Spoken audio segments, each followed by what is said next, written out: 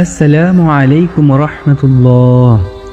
আল্লাহ তাআলা বলেন, যেসব নারী দুষ্টুমিতে তোমরা ভয় করো, অর্থাৎ যারা তোমাদের উপর কুপ্রভাব বিস্তার করতে চায়, তোমাদের অবাধ্য আচরণ করে, তোমাদেরকে কোনো গুরুত্ব দেয় না এবং তোমাদের প্রতি শত্রুতা পোষণ করে, তাদেরকে তোমরা প্রথমে মুখে উপদেশ প্রদান করো, নানা প্রকারে তাদের অন্তরে তাকওয়া সৃষ্টি করো, স্বামীর অধিকারের কথা তাদেরকে বুঝিয়ে দাও।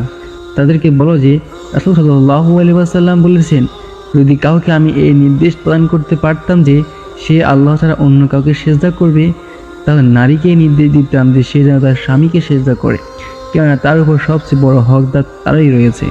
হযরত আবু হুরায়রা রাদিয়াল্লাহু তাআলা থেকে বর্ণিত, তিনি বলেন, নবী করিম সাল্লাল্লাহু আলাইহি ওয়াসাল্লাম বলেছেন, যদি কোনো পুরুষ তার স্ত্রীকে তার সঙ্গে একই বিছানায় শোয়ার জন্য ডাকে আর সে আসতে অস্বীকার করে, তাহলে সকাল পর্যন্ত ফেরেশতাগণ ওই মহিলার উপর লানত বর্ষণ করতে থাকে। তাই আল্লাহ তাআলা বলেন, এরূপ অবাধ্য নারীদেরকে প্রথমে বুঝাতে চেষ্টা করো অথবা বিছানা পৃথক করে রাখো। ইবনে আব্বাস রাদিয়াল্লাহু তাআলা বলেন, স্বয়ং তো বিছানার উপরেই করাবে, কিন্তু পার্শ্ব পরিবর্তন করে থাকবে এবং সঙ্গম করবে না। তার সাথে কথা বলা বন্ধও রাখতে পারো, এবং স্ত্রীর জন্য এটাই হচ্ছে সবচেয়ে বড় শাস্তি। কোনো তাফসীরকারগণের মতে তাকে পার্শ্বে শয়ন করাতেও দিবে না। ইবনে আব্বাস রাদিয়াল্লাহু তাআলা থেকে আরও এক বর্ণনায় পাওয়া যায় যে তার সাথে কথা বলবে না এবং তার কথার উত্তরও দেবে না। একবার রাসূল সাল্লাল্লাহু আলাইহি সাল্লামকে জিজ্ঞেস করা হয়, স্ত্রী তার স্বামীর উপর কি হয়েছে?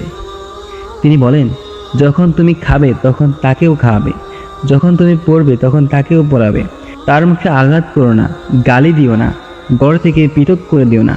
ক্রোধের সময় যদি শাস্তি দেওয়ার উদ্দেশ্যে কথা বন্ধ করো, তথাপি তাকে ঘর থেকে বের করো না। অতঃপর বললেন, তাতে যদি ঠিক না হয় তাহলে তাকে শাসন বর্জন করে এবং মৃদু প্রহার করা হলেও সরল পথে আনো। স্ত্রী স্বামীর বাধ্য হলে তাকে কোনোভাবেই কষ্ট দেওয়া যাবে না।